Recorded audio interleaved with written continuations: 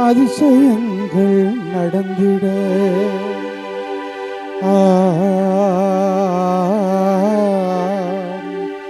ஆண்டவன் சந்நிதிக்கு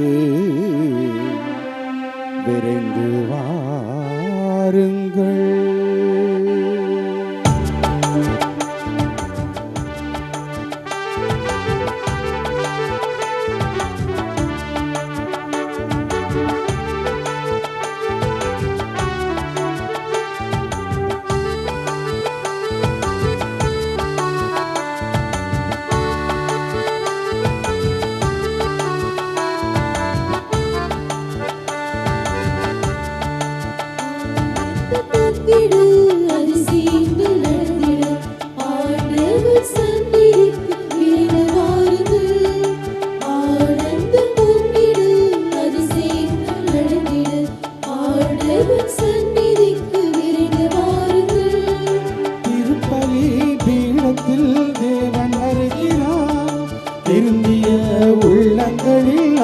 தருகிறார் திருப்பலி பீடத்தில் தேவன் வருகிறார்.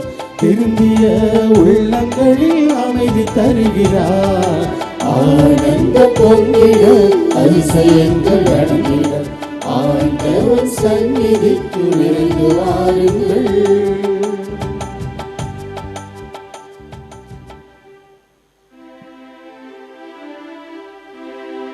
தந்தை மகன் தூயாவியாரின் பெயராலே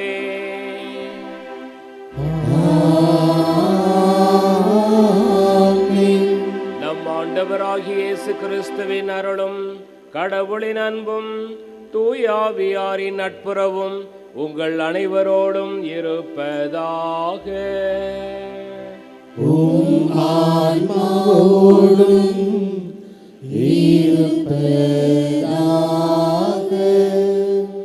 அன்னையின் அன்பு பக்தர்களே, இத்திருப்பலியானது ஆலயத்தில் கூடியிருக்கும் பக்தர்களின் கருத்துகளுக்காகவும் ஜெயா பிளஸ் தொலைக்காட்சி, திருத்தல இணையதளம் மற்றும் அனைத்து சமூக ஊடகங்களின் வழியாக பங்கெடுக்கும் பக்தர்களின் கருத்துகளுக்காகவும் இன்றைய நாளின் ஒளிபரப்பிற்கு உதவி செய்த நன்கொடையாளர்கள் குடும்ப கருத்துகளுக்காகவும் நேற்று திருப்பலி எழுதி வைத்தவர்களின் கருத்துகளுக்காகவும் ஒப்புக் கொடுக்கப்படுகின்றது.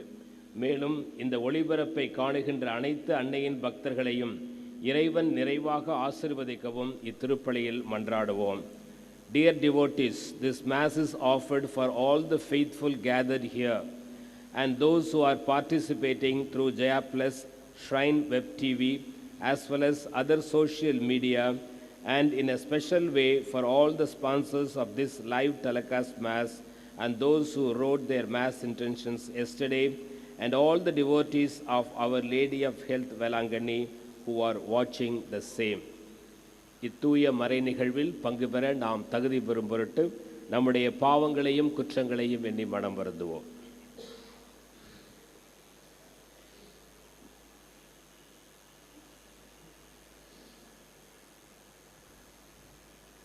எல்லாம் வல்ல இறைவனிடமும் சகோதர சகோதரிகளிடமும் நான் பாவங்களை ஏற்றுக்கொள்கிறேன். ஏனெனில் சிந்தனையாலும் சொல்லாலும் செயலாலும் கடமையில் தவறியதாலும் பாவங்கள் பல செய்தேன். என் பாவமே என் பாவமே என் பெரும் பாவமே. ஆகையால் இப்பொழுதும் கன்னியான புனித மரியாவையும் வானதூதர் புனிதர் அனைவரையும் சகோதர சகோதரிகளே உங்களையும் நம் இறைவனாகிய ஆண்டவரிடம் எனக்காக வேண்டிக் கொள்ள மன்றாடுகின்றேன். எல்லாம் வல்ல இறைவன் நம் இரக்கம் வைத்து நம் பாவங்களை மன்னித்து நம்மை நிலை வாழ்வுக்கு அழைத்து செல்வாராக. ஆமென்.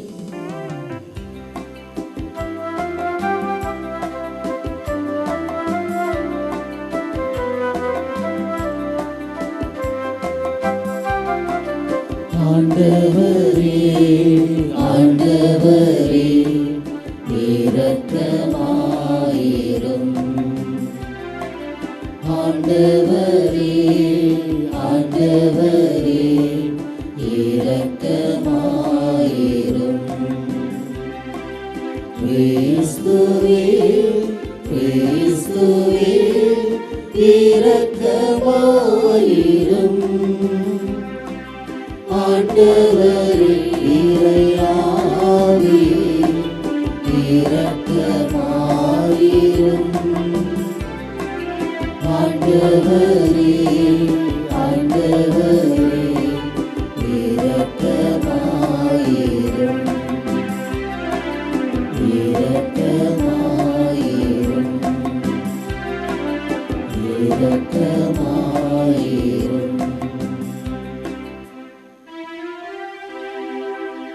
மன்றாடுவோமாக.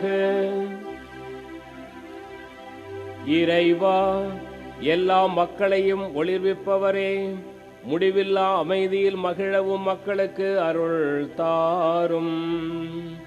எங்கள் முன்னோர்களின் மனங்களில் நீர் வீசிய பேரொளியை எங்கள் இதயங்களிலும் பொழிவீராக.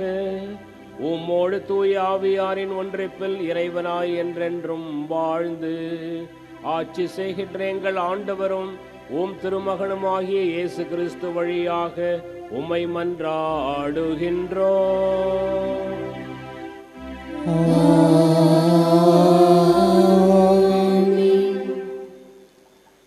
திருத்தூதர் யோவான் எழுதிய முதல் திருமுகத்திலிருந்து வாசகம்.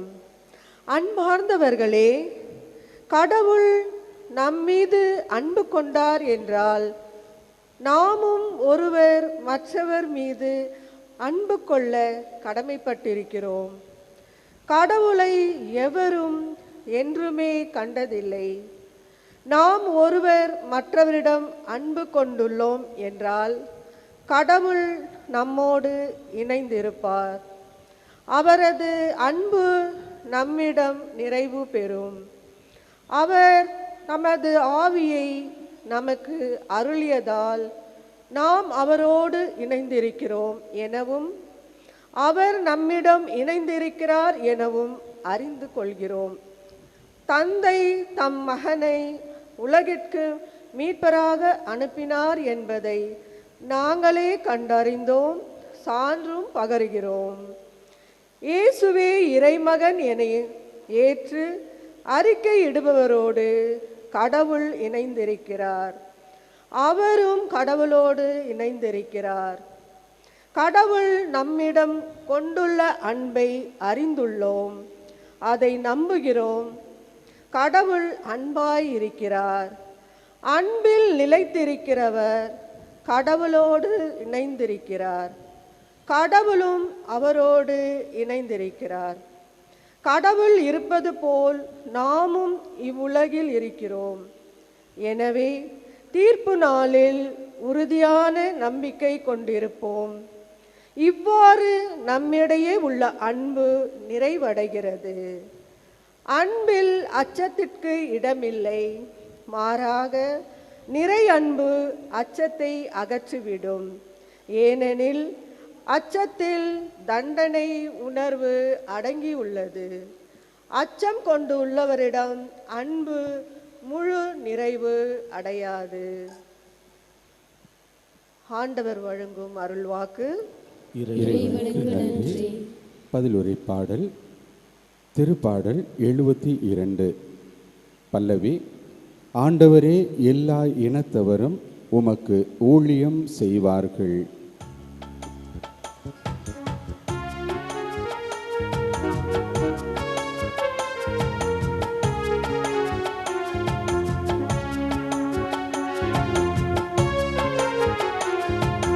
ஆண்டவரே, எல்லா இனத்தவரும் உமக்கு ஊழியம் செய்வார்கள்.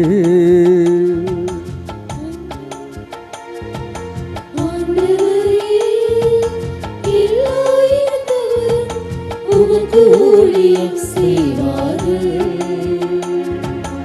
ஆண்டவரே, எல்லா இனத்தவரும் உமக்கு ஊழியம் செய்வார்கள். உமக்கு ஊழியம் செய்வார்கள். கடவுளே, அரசருக்கும் அது நீதி தீர்ப்பை வழங்கும். ஆற்றலை அழியும் அரச மைந்தரிடமும் அது நீதி விளங்க செய்யும். அவரும் மக்களை நீதியோடு ஆழ்வாராக. உம்முடையவரான எளியோருக்கு நீதி தீர்ப்பு வழங்குவாராக.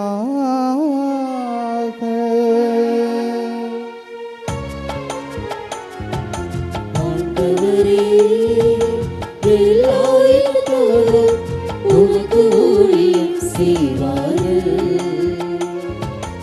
ஆண்டவரே, ஆண்டவரே எல்லா இனத்தவரும் உமக்கு ஊழியம் செய்வார்கள், உமக்கு ஊழியம் செய்வார்கள். தர்சீசு அரசர்களும் தீவுகளின் அரசர்களும் காணிக்கை கொண்டு வருவார்கள். சேபாவிலும் உள்ள அரசர்கள் நன்கொடை கொண்டு வருவார்கள். எல்லா அரசர்களும் அவர் முன் தரைமட்டம் தாழ்ந்து வணங்குவார்கள். எல்லா இனத்தவரும் அவருக்கு ஊழியம் செய்வார்கள்.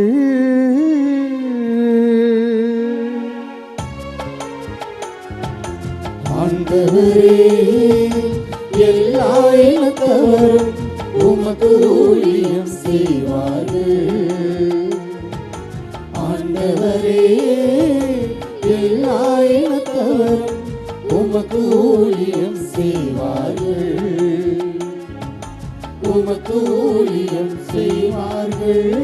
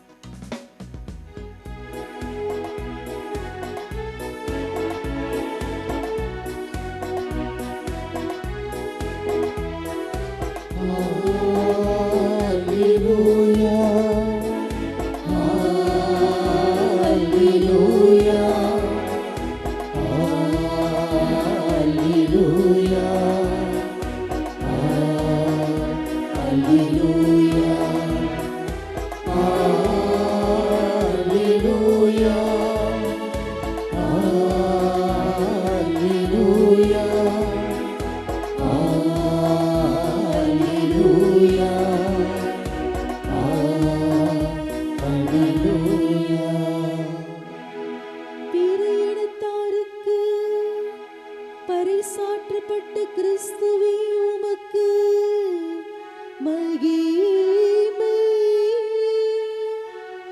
விசுவாசத்தோடு உலகில் ஏற்படுத்தப்பட்ட கிறிஸ்துவே உமக்கு மகிமை.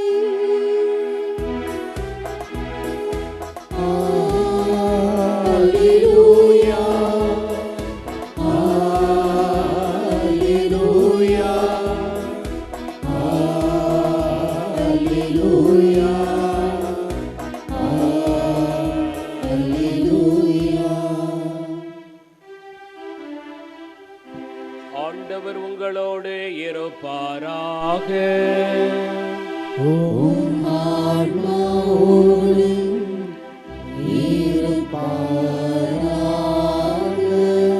மார்க்கு எழுதிய நற்செய்தியிலிருந்து வாசகம். ஆண்டவரே மாட்சி உமக்கே. 5000 பேர் உணவு உண்டபின் இயேசு கூட்டத்தினரை அனுப்பி கொண்டிருந்தார்.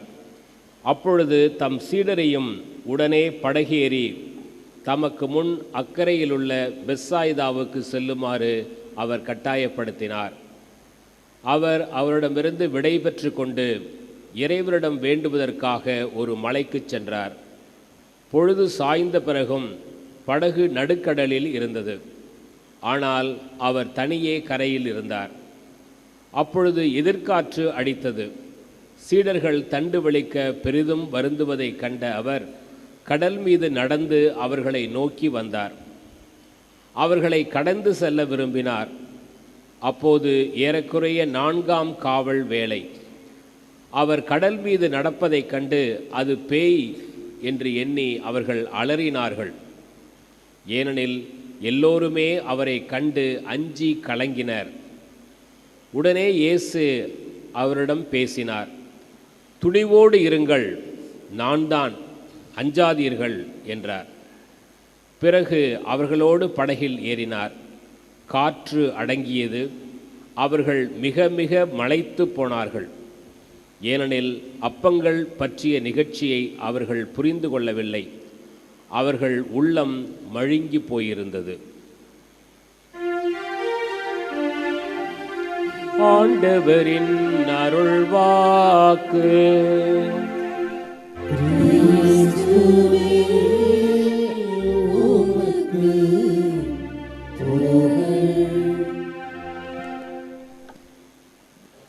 இயேசு கிறிஸ்துவில் அன்புக்குரிய சகோதர சகோதரிகளே, கடவுளின் மாபெரும் பேரன்பு வெளிப்படுத்தப்பட்ட இந்த மகிழ்ச்சியான கிறிஸ்மஸ் காலத்தை நிறைவு செய்கின்ற இந்த தருணத்திலே வாசிக்கப்படுகின்ற இறைவார்த்தை வாசகங்கள் கடவுளின் அன்பை பற்றிய ஒரு சிந்தனையை நமக்கு வழங்கி கொண்டிருக்கின்றன. குறிப்பாக இந்த வாரம் ஆண்டவருடைய திருக்காட்சி விழாவிற்கு பின் வரக்கூடிய இந்த நாட்களிலே முதல் வாசகமானது திருத்தூதரான யோவான் எழுதிய முதல் கடிதத்திலிருந்து ஒவ்வொரு பகுதியாக நமக்கு வாசித்து காட்டப்படுகின்றது. அன்பை பற்றிய ஒரு தியானம். நேற்றும் கடவுள் அன்பானவர், அவர் நம்மை முதலில் அன்பு செய்தார் என்ற யோவானுடைய அந்த உணர்வுபூர்வமான வார்த்தைகளை நாம் வாசிக்க கேட்டோம். இன்றைய நாளில் வாசிக்கப்பட்ட முதல் வாசகமும் அதனுடைய ஒரு தொடர்ச்சியாக நீட்சியாக புனித யோவான் எழுதிய முதல் கடிதத்திலிருந்து எடுக்கப்பட்ட ஒரு பகுதி. இங்கே அன்பை பற்றி சற்று உயர்வாக, சற்று வித்தியாசமாக ஒரு கண்ணோட்டத்தில் யோவான் நமக்கு சொல்லித் தருகிறார். அன்பு என்பது நாம் ஏதோ விருப்பப்பட்டு அன்பு செஞ்சாலும் செய்யலாம், செய்யாட்டினாலும் இல்லை, அதனால் ஒன்றும் இல்லை அப்படிங்கிற மாதிரி கிடையாது. யோவான் ரொம்ப தெளிவாக சொல்கிறார், நாம் ஒருவர் மற்றவர் மீது அன்பு கொள்ள கடமைப்பட்டிருக்கிறோம். கடமைன்னு சொல்லி முடிச்சிட்டார். இது ஆப்ஷனல் கிடையாது. மற்றவர்களை அன்பு செய்ய வேண்டும் என்பது நமது விருப்பத்தால் அல்ல, கட்டாயமாக மற்றவர்களை அன்பு செய்ய வேண்டும். யாரையும் பகைமை பாராட்டக்கூடாது, அடுத்திருப்பவரை அன்பு செய்ய வேண்டும். இது நமது கடமை. இது கிறிஸ்தவர்களின் அடையாளம். யோவானுடைய வார்த்தை மிகவும் ஆழமான வார்த்தை. ஏன் அப்படின்னாக்கா அதுக்கு காரணம் சொல்கிறாரு. யோவான் எழுதிய முதல் கடிதம் 4ஆம் அதிகாரம் 12வது வசனத்திலே, அவர் தமது ஆவியை நமக்கு அருளியதால் நாம் அவரோடு இணைந்திருக்கின்றோம் எனவும் அவர் நம்மிடம் இணைந்திருக்கின்றார் எனவும் அறிந்து கொள்ளுகின்றோம். கடவுள் தமது ஆவியை நமக்குள் ஊதி நமக்கு உயிர் மூச்சை வர செய்திருக்கிறார். தொடக்க நூல் 2ஆம் அதிகாரம் 7வது வசனத்திலே இதை நாம் வாசிக்கின்றோம். கடவுள் மனிதனை உருவாக்கிய பொழுது அவன் நாசிகளில் தமது உயிர் மூச்சை ஊதவே அவன் உயிர் உள்ளவன் ஆனான். எவ்வளோ அருமையான ஒரு வார்த்தை பார்த்தீங்களா? நாம் எல்லாம் இன்றைக்கி உயிரோடு இருக்கிறோம். சுவாச காற்று.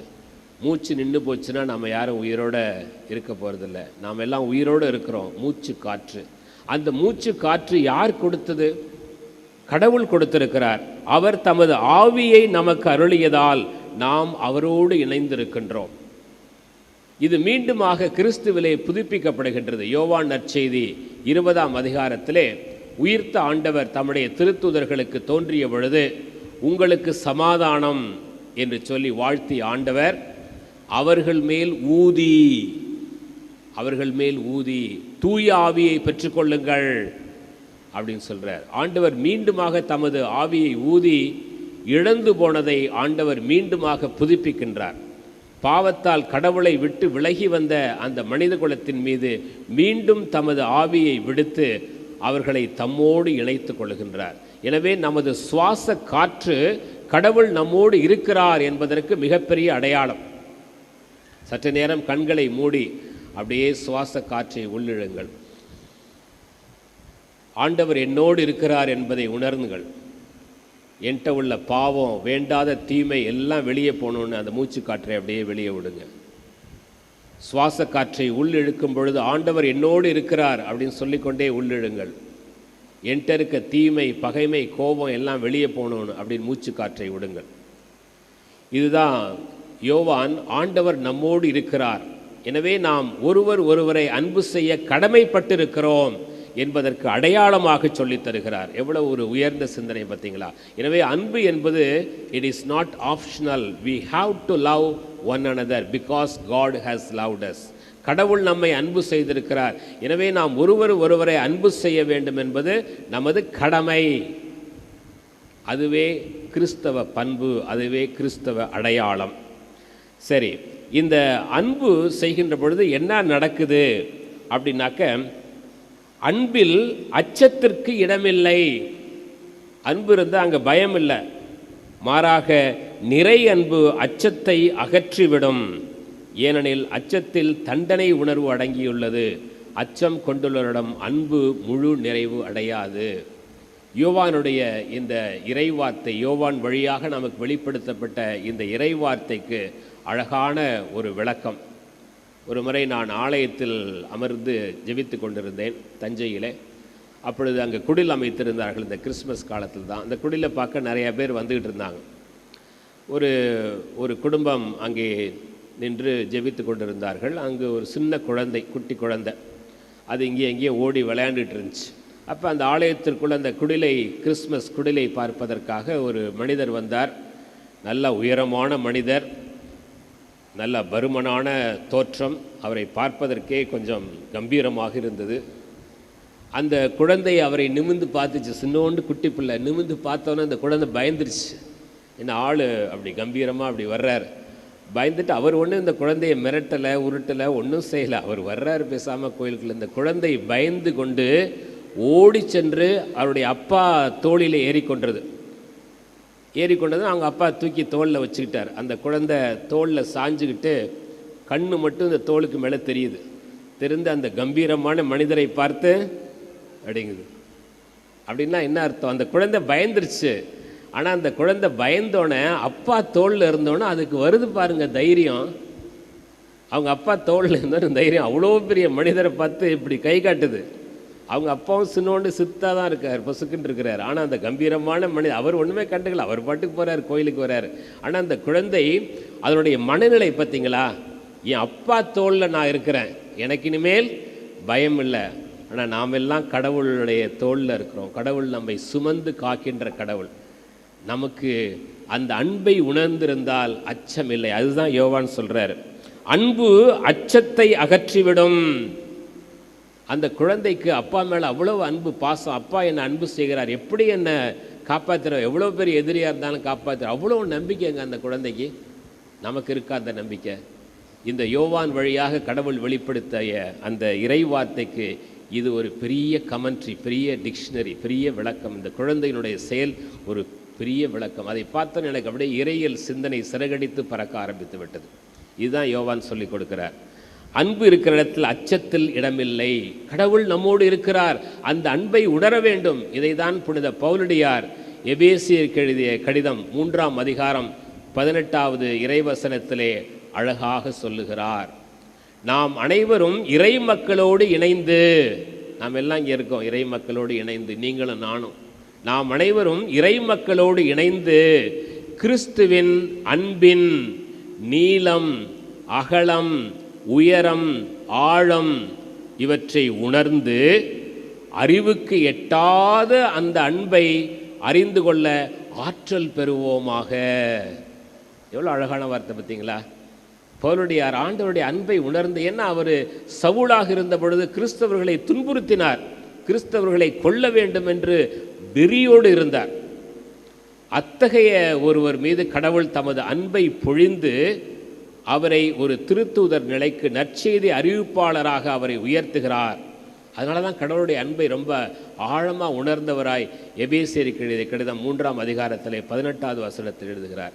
கிறிஸ்துவின் அன்பை நான் தனியாக சுவைச்ச பத்தாது, எல்லோரும் இறை மக்களோடு இணைந்து இன்றைக்கி நாம் தான் சுவைச்சுக்கிட்டு இருக்கிறோம். உண்டா இல்லையா? இந்த ஆலயத்திலே, அன்னையின் திருத்தலத்திலே, இந்த திருப்பலியிலே பங்கு பெறுகின்ற பொழுது கடவுளின் அன்பை இந்த திருப்பலியிலே நாம் சுவைத்து கொண்டிருக்கின்றோம். கிறிஸ்துவின் அன்பின் நீளம், அகலம், உயரம், ஆழம் ஃபுல்லாக அப்படியே மெஷர் பண்ணிட்டார். அதை உணர்ந்து, சும்மா அனுபவிக்க முடியாது, அந்த அன்பை உணர வேண்டும். அந்த குழந்தை அப்பாவோட அன்பை உணர்ந்திருக்கு. அதனால தான் கான்ஃபிடெண்ட்டாக, நம்பிக்கையோடு அவங்க அப்பா தோளில் ஏறிட்டு அந்த வலிமையான ஆளை பார்த்து இப்படி சொல்லுது. அன்பின் நீளம், அகலம், உயரம், ஆழம் இவற்றை உணர்ந்து அறிவுக்கு எட்டாத நம்ம அறிவுக்கு அது தென்படாத, அறிவுக்கு எட்டாத அந்த அன்பை, கடவுளுடைய அன்பை அறிந்து கொள்ள ஆற்றல் பெறுவோமாக. அந்த ஆற்றலை யார் கொடுக்கிறார் அப்படின்னா தூய ஆவியானவர் கொடுக்கிறார். எனவே அன்பு இருக்கின்ற இடத்திலே அச்சத்திற்கு இடமில்லை. அதுதான் இன்னைக்கு நற்செய்தி. இயேசுனுடைய சீடர்கள் இயேசுனுடைய அன்பை சுவைத்திருக்கிறார்கள். நேற்றைய நற்செய்தி, அதற்கு முந்தின நம்மளாம் வரிசையாக நம்ம வாசிக்கிறோம்.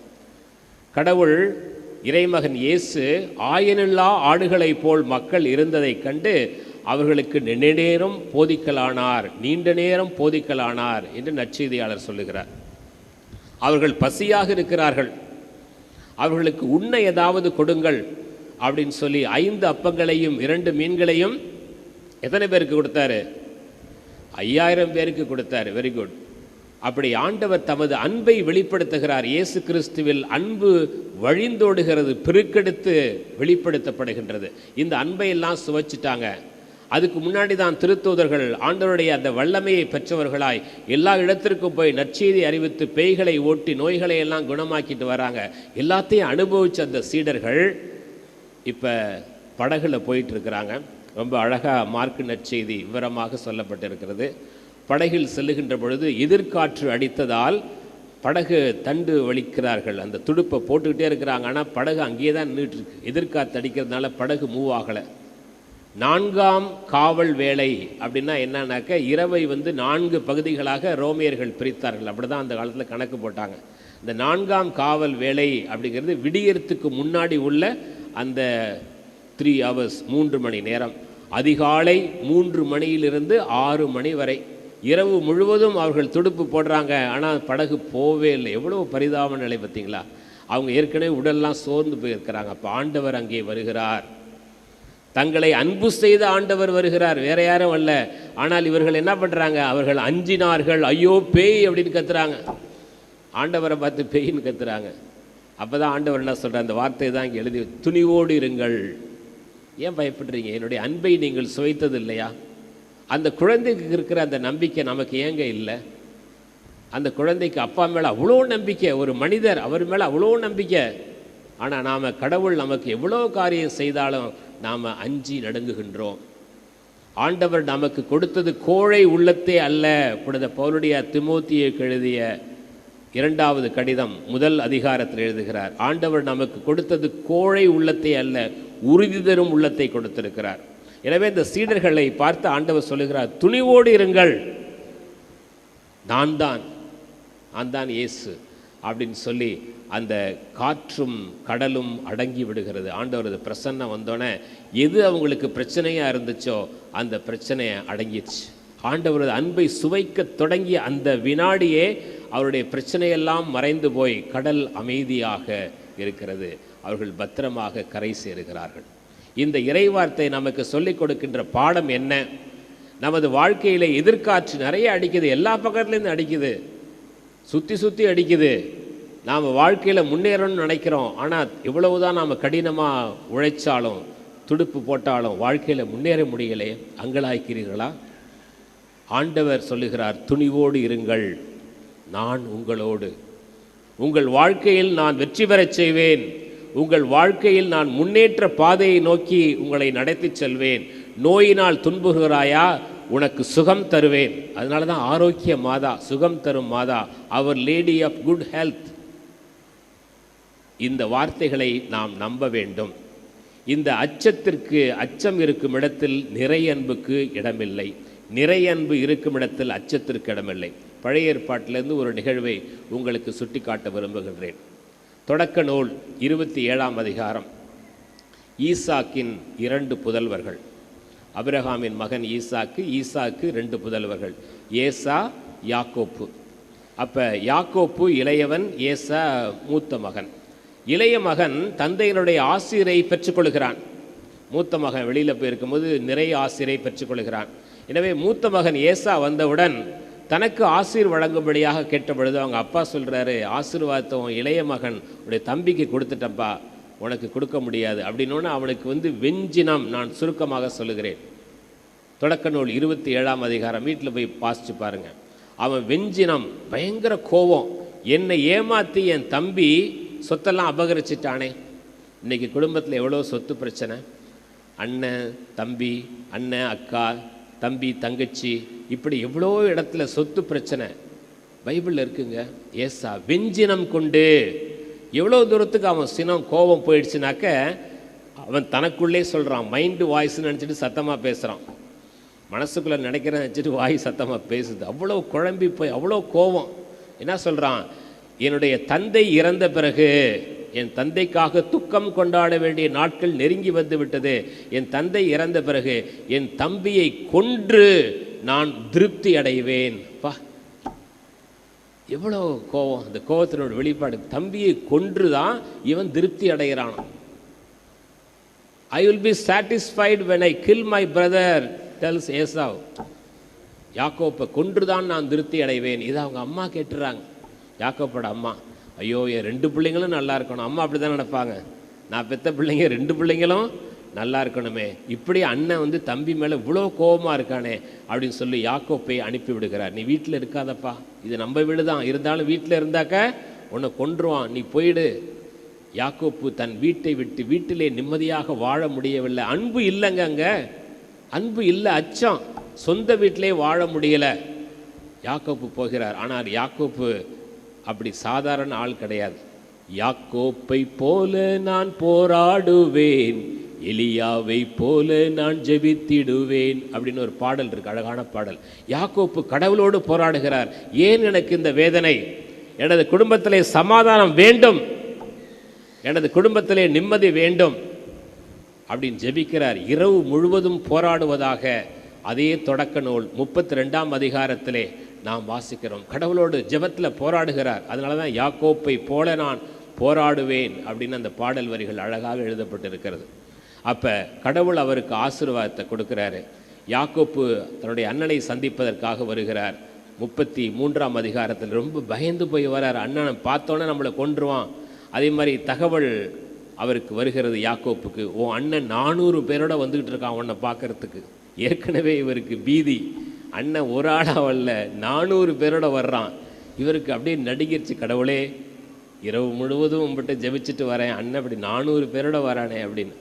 எனவே அங்கே அண்ணனை எட்டி பார்க்கும் போதே கீழே முகம் குப்புற 7 முறை விழுந்து விழுந்து வணங்கி மன்னிச்சுங்க மன்னிச்சுங்க மன்னிச்சுங்கன்ட்டு யாக்கோப்பறார். அவங்க அண்ணன் எந்த பேச்சும் கேட்கல. அங்கேருந்து தம்பியை ஆற தழுவி கட்டி அணைத்து முத்தமிடுகிறார். ஹல்லேலூயா, ஹல்லேலூயா. உங்கள் குடும்பத்தில் சமாதானம் வேணுமா? எத்தனை பேருக்கு சமாதானம் வேணும்? கை தூக்குங்க. என் குடும்பத்தில் சமாதானம் வேணும். பாருங்கள் எவ்வளோ பேர் தூக்குறீங்க. அன்னையன் திருத்தலத்திலே கண்ணீரோடு மன்றாடி கொண்டிருக்கிறோம். இந்த குடும்ப சமாதானம் இல்லை, குடும்பத்தில் சமாதானம் இல்லை. உறவுகள்லாம் பிரிஞ்சிருச்சு. அப்பா அம்மா இருக்கும் போதே சண்டை போடுறாங்க. அப்பா அம்மா இறந்த பிறகு அதிகமாக சண்டை. நேற்று நான் திருப்பலி முடிஞ்சு ஜெபித்து கொண்டிருக்கின்ற பொழுது இங்கே ஒரு பெண்மணி அழுது கதறி ஜெபித்து கொண்டிருந்தார். ஆண்டவர் முன்னால் கதறி அழுகிறோம் நம்முடைய பிரச்சனைகள். அப்போ அந்த அண்ணன் தம்பியை கட்டி அணைத்து முத்தமிட்டு, தம்பி இந்த சொத்துக்களெல்லாம் நீ சம்பாதித்ததா? ஒட்டகங்கள் ஆடு மாடுகள்லாம் பார்த்தா. ஆமாம். இவன் அண்ணனுக்கு காணிக்க கொடுக்குறான். இதெல்லாம் நீ எடுத்துக்க, இந்த ஒட்டகத்தெல்லாம் நீ எடுத்துக்க, இந்த ஆடெல்லாம் நீ எடுத்துக்க. அண்ணன் சொல்கிறான் இல்லை வேணாம். எந்த சொத்துக்காக அவனுக்கு கோவம் வந்துச்சோ அந்த அண்ணன் சொல்கிறாங்க பைபிளில் வார்த்தை, எனக்கு ஏராளமான ஆசீர்வாதங்களை கடவுள் கொடுத்துருக்கிறாருப்பா, எனக்கு வேணாம், நீனே வச்சுக்க அப்படின்னு. இவன் இல்லை நீ வச்சுக்க, இல்லை நீ வச்சுக்க. என்னங்க சண்டைப்பட்டு கொலை செய்கிற அளவுக்கு இருந்தவங்க எப்படி சமாதானமானாங்க? கடவுளால் எல்லாம் முடியும். அன்பு இருக்கிற இடத்துல அச்சத்திற்கு இடமில்லை. எனவே நமது வாழ்க்கையிலே அதை நம்ப வேண்டும். இன்னைக்கு வாசகம் அதுதான். நிறை அன்பு இருக்கின்ற இடத்திலே அச்சத்திற்கு இடமில்லை. எனவே நமது வாழ்க்கையில் நிறை அன்பு இருக்க வேண்டும். எப்பெல்லாம் மனசில் வெறுப்பு இருக்குதோ அப்பெல்லாம் ஒரு நல்ல மூச்சு காற்றை இழுத்து அதை வெளிவிடுங்க. ஆண்டவர் நாம் அன்பு செய்ய கடமைப்பட்டிருக்கிறோம் என்று சொல்லிக் கொடுக்குறார். இன்னைக்கு அது சாதாரண ஒரு விருப்பம் அல்ல, விருப்பத் தேர்வு அல்ல, ஆப்ஷனல் கிடையாது, கம்பல்சரி. அது நம்மளுடைய டியூட்டி. அடுத்தவரை அன்பு செய்ய வேண்டியது கடமை. ஏனாக்க கடவுள் தமது ஆவியை நமக்கு கொடுத்திருக்கிறார். அதுதான் நமக்கு கிறிஸ்தவ அடையாளம். எனவே அந்த அன்பு செய்க நாம் கடமைப்பட்டிருக்கிறோம். யார் மீதாவது மனத்தாங்கள் இருந்தால் யாக்கோப்பை போல இங்கு போராடி ஜெபியுங்கள். நான் இந்த வேளாங்கண்ணி திருத்தலத்தை விட்டு நான் வீட்டுக்கு போகின்ற பொழுது யாருக்கு எல்லாம் சமாதானம் இல்லாமல் இருக்கிறனோ, நான் போகிறப்ப அந்த ஏசா எப்படி சமாதானத்தோடு வந்தாரோ, நான் பயந்துட்டு போனால் நிறை அன்பு இருக்கிற இடத்துல அச்சத்திற்கு இடமில்லை.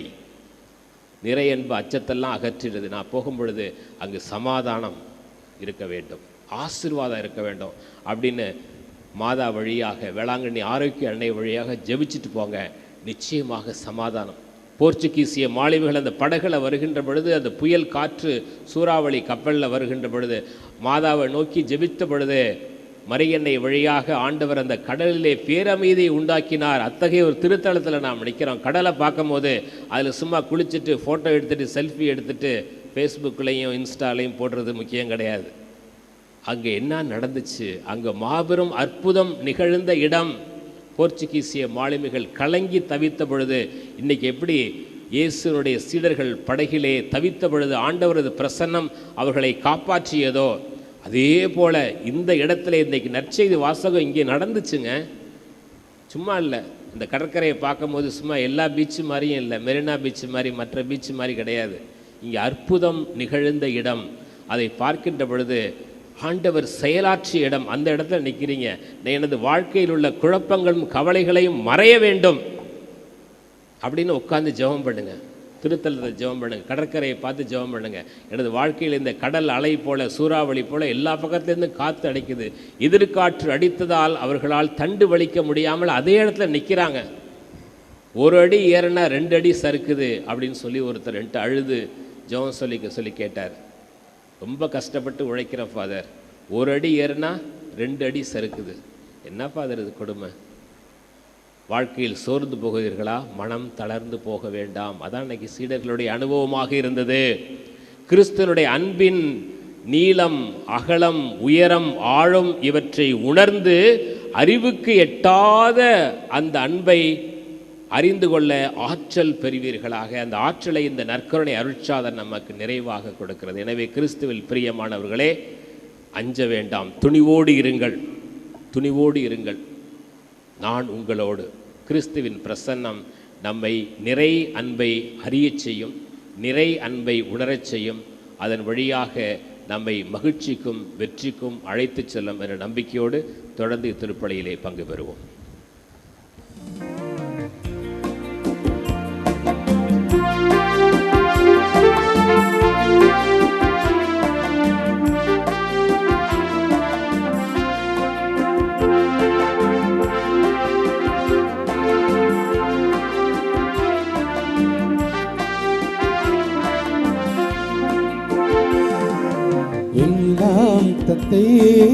எல்லாம் தந்தேன் என் வாழ்வை பலியாக்கவே.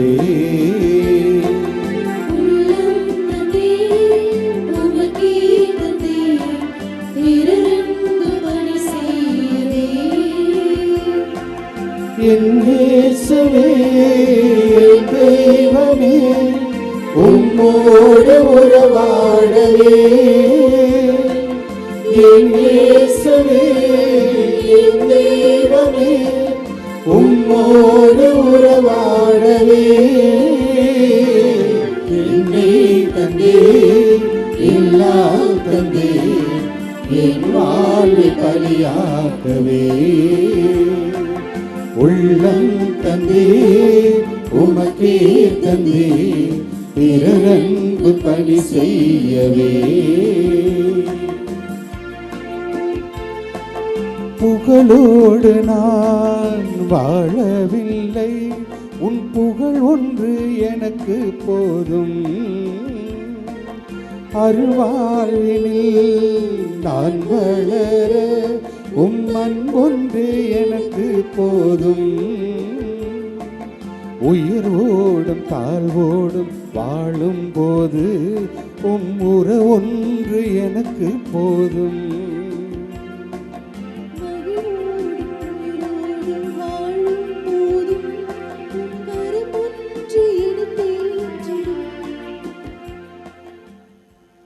சகோதர சகோதரிகளே, என்னுடையதும் உங்களுடையதுமான இப்படி எல்லாம் வல்ல தந்தையாகிய இறைவனை கேட்டதாகும்படி மன்றாடுவோம். ஆண்டவர் தமது பெயரின் புகழ்ச்சிக்காகவும் ஆட்சிக்காகவும் நமது நன்மைக்காகவும் புனித திரு அவையின் அனைத்து நலனுக்காகவும் உமது கையிலிருந்து இப்படியை ஏற்றுக்கொள்வாராக.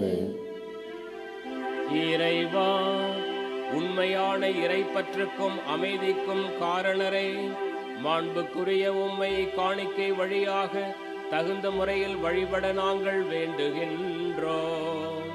அதனால் தூய மறை நிகழ்வுகளில் உண்மையான உணர்வோடு பங்கேற்பதன் வழியாக நாங்கள் ஒன்றுபடுவோமாக.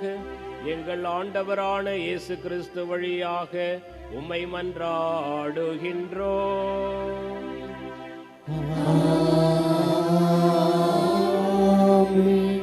ஆண்டவர் உங்களோடு இருப்பாராக.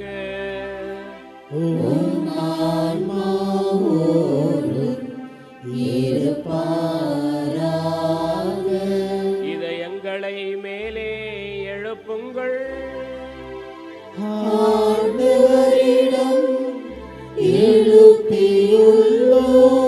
நம் இறைவனாகிய ஆண்டவருக்கு நன்றி கூறுவோம்.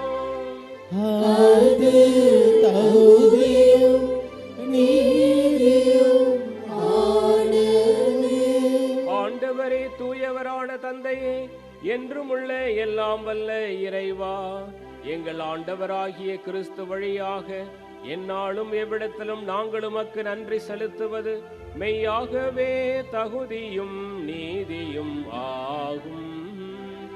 எங்கள் கடமையும் மீட்புக்குரிய செயலுமாகும். எமக்கு மீட்பு தரும் உறவு பரிமாற்றம் கிறிஸ்துவில் இன்று ஒளி வீசுகின்றது. ஏனெனில் உமது வாக்கு வலுக்குறைந்த எங்கள் இயல்பை எடுத்தபோது சாவுக்குரிய மனிதத்தன்மை முடிவில்லா மாட்சி பெறுவதோடு அல்லாமல் நாங்களும் வியப்புக்குரிய இந்த உறவு ஒன்றிப்பினால் நிலைவாழ்வில் பங்கு பெறுகின்றோம். ஆகவே வானதூதர் திரளோடு ஒன்று சேர்ந்து நாங்களும் உம்மை புகழ்ந்தேத்தி மகிழ்ச்சியுடன் அறிக்கையிட்டு பாடுவதாவது: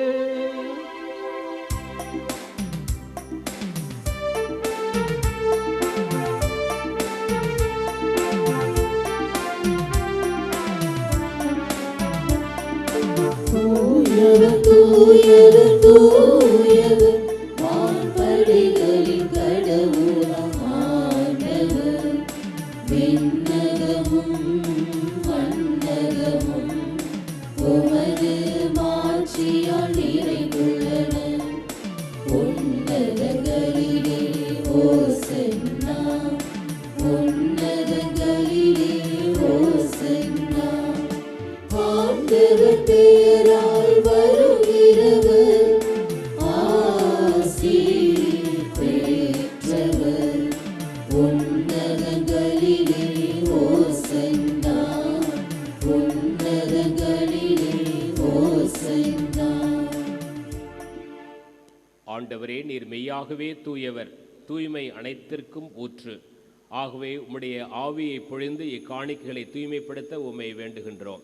இவ்வாறு எங்கள் ஆண்டவர் இயேசு கிறிஸ்துவின் உடலும் இரத்தமுமாக எங்களுக்கு இவை மாறுவனவாக.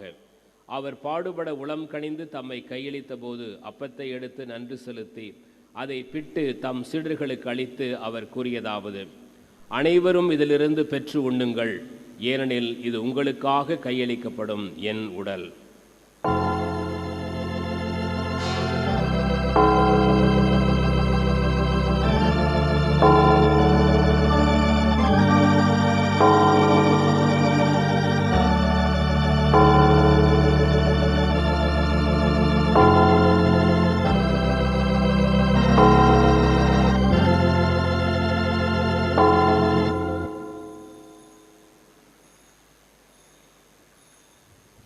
அவ்வண்ணமே இரவு விருந்தை அருந்திய பின் கிண்ணத்தையும் எடுத்து மீண்டும் உமக்கு நன்றி கூறி தம் சீடர்களுக்கு அளித்து அவர் கூறியதாவது: அனைவரும் இதிலிருந்து பெற்று பருகுங்கள், ஏனெனில் இது புதிய நிலையான உடன்படிக்கைக்கு உரிய என் இரத்தத்தின் கிண்ணம். இது பாவ மன்னிப்புக்கென்று உங்களுக்காகவும் பலருக்காகவும் சிந்தப்படும். இதை என் நினைவாகச் செய்யுங்கள்.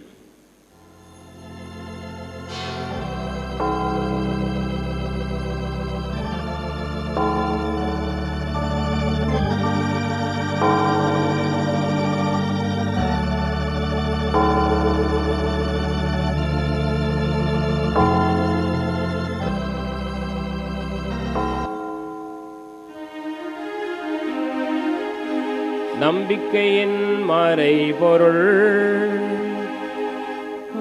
ஆண்டவரே,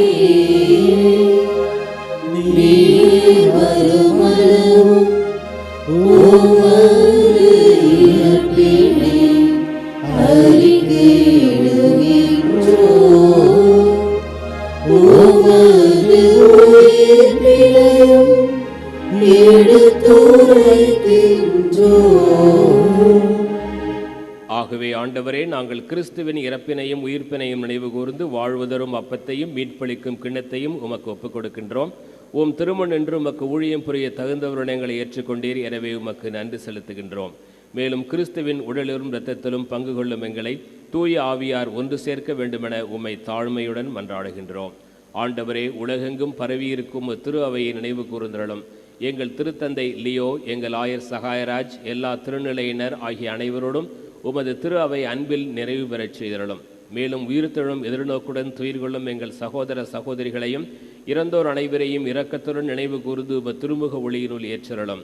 எங்கள் அனைவர் மீதும் இரக்கமாயிரும். கடவுளின் கன்னித்தாயான புனித மரியா, அவருடைய கணவரான புனித யோசேப்பு, புனித திருத்தூதர்கள், இவ்வுலகில் உமக்கு உகந்தவராய் இருந்த புனிதர்கள் ஆகிய அனைவருடனும் நாங்கள் நிலை வாழ்வில் பங்கு கொள்ளும் தகுதி பெற்று உம் திருமகன் இயேசு கிறிஸ்து வழியாக உம்மை புகழ்ந்தேத்தும் வரமருள உம்மை மன்றாடுகின்றோம்.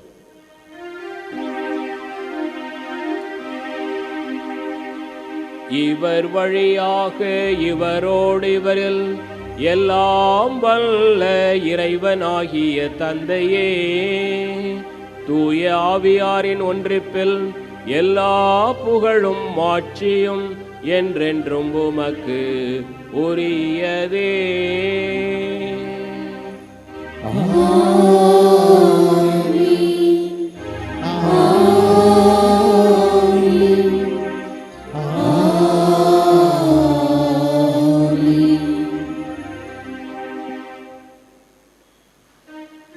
மீட்பரின் கட்டளையால் கற்பிக்கப்பட்டு இறைபடிப்பினையால் பயிற்சி பெற்ற நாம் துணிந்து பாடுவோம். எங்கள் தந்தையே, உமது பெயர் தூயது என போற்றப் பெறுக. உமது ஆட்சி வருக.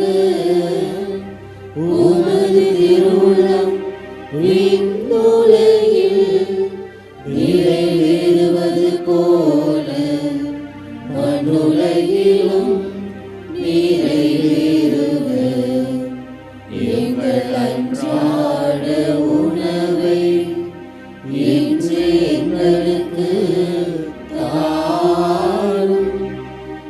எங்களுக்கு எதிராக குற்றம் செய்வோரை நாங்கள் மன்னிப்பது போல எங்கள் குற்றங்களை மன்னியும். எங்களை சோதனைக்கு உட்படுத்தாதேயும், தீமையிலிருந்து எங்களை விடுவித்தருளும். ஆண்டவரே, தீமை அனைத்திருந்தும் எங்களை விடுவித்து எங்கள் வாழ்நாளில் அமைதியை கனிவுடன் அருள உம்மை மன்றாடுகின்றோம். உமது இரக்கத்தின் உதவியால் நாங்கள் பாவத்திலிருந்து எப்பொழுதும் விடுதலை பெற்று யாதொரு கலக்கமும் இன்றி நலமாயிருப்போமாக. நாங்கள் எதிர்நோக்கி இருக்கும் பேரின்பத்திற்காகவும் எம் மீட்பராகிய இயேசு கிறிஸ்துவின் வருகைக்காகவும் காத்திருக்கின்றோம். ஆட்சியும் வல்லமையும் மாட்சியும் என்றென்றும் உமதே. ஆண்டவரே இயேசு கிறிஸ்துவே, அமைதியை உங்களுக்கு விட்டுச் செல்கின்றேன், என் அமைதியை உங்களுக்கு அளிக்கின்றேன் என்றும் திருத்தூதர்களுக்கு மொழிந்தீரே. எங்கள் பாவங்களை பாராமல் உமது திரு அவையின் நம்பிக்கையை கண்ணோக்கி உமது திருவுள்ளத்திற்கு ஏற்ப அதற்கு அமைதியும் ஒற்றுமையும் அளித்தருள்வீராக. என்றென்றும் வாழ்ந்து ஆட்சி செய்கின்றவர் நீரே.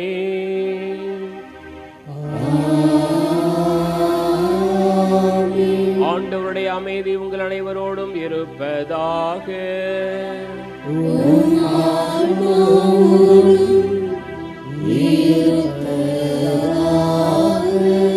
ஒருவருக்கொருவர் அமைதியின் வாழ்த்தை பகிர்ந்து கொள்வோம். சமாதானம். உலகின் பாவங்களை போக்கும் இறைவனின் செம்மறியே, எங்கள் மேல் இரக்கமாயிரும். உலகின் பாவங்களை போக்கும் இறைவனின் செம்மறியே, எங்கள் மேல் இரக்கமாயிரும். உலகின் பாவங்களை போக்கும் இறைவனின் செம்மறியே, எங்களுக்கு அமைதியை அளித்தருளும். இதோ இறைவனின் செம்மறி, இதோ உலகின் பாவங்களை போக்குகின்றவர். செம்மறியின் விருந்திற்கு அழைக்க பெற்றோர் பேறு பெற்றோர். ஆண்டவரே, நீர் இல்லத்தில் எழுந்தருள நான் தகுதியற்றவன். ஆனால் ஒரு வார்த்தை மட்டும் சொல்லியருளும், எனது ஆன்மா நலமடையும். கிறிஸ்துவின் திருவுடலும் இரத்தமும் நம்மை காத்து நிலை வாழ்வளிப்பனவாக.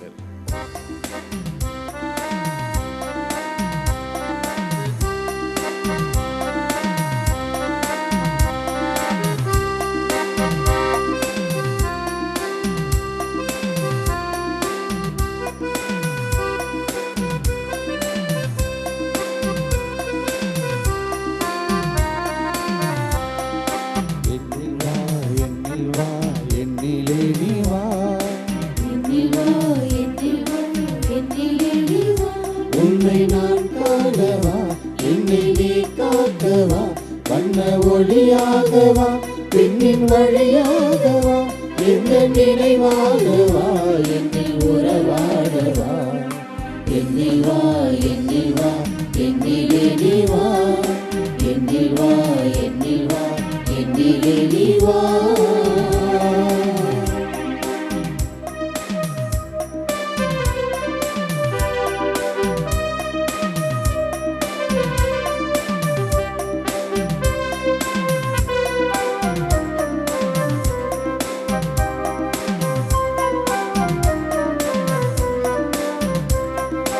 உனது ஒளி கொண்டு என்னிலே வா, உலகாலும் தேவா என்னிலே வா. உதயம் நான் காண என்னிலே வா, உறவாடும் தேவா என்னிலே வா. எனையாள என்றும் என்னிலே வா, என்னோடு இருக்க என்னிலே வா.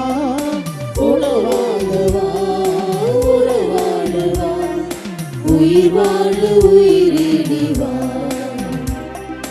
உயிர் வாழ உயிரே வா. என்னில் வா, என்னில் வா, என்னிலே நீ வா, என்னில் வா, என்னில் வா, என்னிலே நீ வா.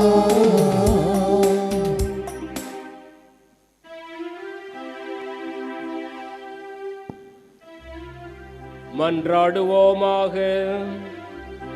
ஆண்டவரே, பல்வேறு உதவிகளால் வழிநடத்தப்படும் மக்கள் கூட்டம் உமது பரிவிரக்கத்தின் உதவிகளை இக்காலத்திலும் வருங்காலத்திலும் பெறுவதாக. இவ்வாறு கடந்து செல்லும் இவ்வுலக பொருள்கள் தரும் தேவையான ஆறுதலால் ஊட்டம் பெறும் அக்கூட்டம் மிகுந்த நம்பிக்கையோடு நிலையானவற்றை அடைய முயற்சி செய்வதாக. எங்கள் ஆண்டவரான இயேசு கிறிஸ்து வழியாக உம்மை மன்றாடுகின்றோம்.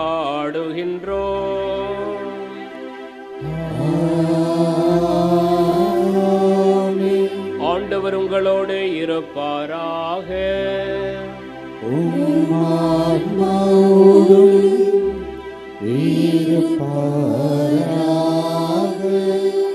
புனித ஆரோக்கிய அன்னையின் திருத்தலத்தில் இறைவனின் ஆசி பெற மன்றாடுவோம். ஆற்றலும் அன்புமிக்க இயேசுவை கையில் ஏந்தி காலமெல்லாம் கடலோரம் காத்திருக்கும் புனித ஆரோக்கிய அன்னையே, இப்பேராலயத்தில் கூடியிருக்கும் பக்தர்கள் மற்றும் இணையதளம் சமூக ஊடகங்கள் வழியாக பங்கேற்கும் அனைவரையும் ஆசீர்வதியும்.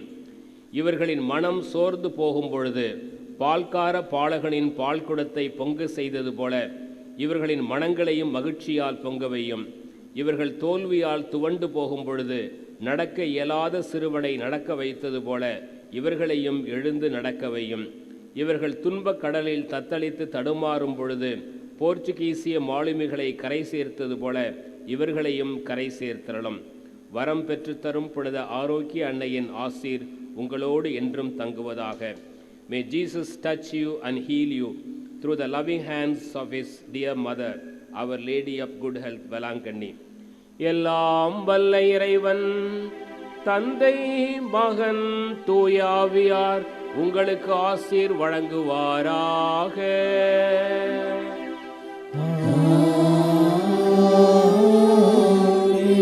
சென்று வாழுங்கள், திருப்பலி நிறைவேறிற்று. இறைவனுக்கு நன்றி.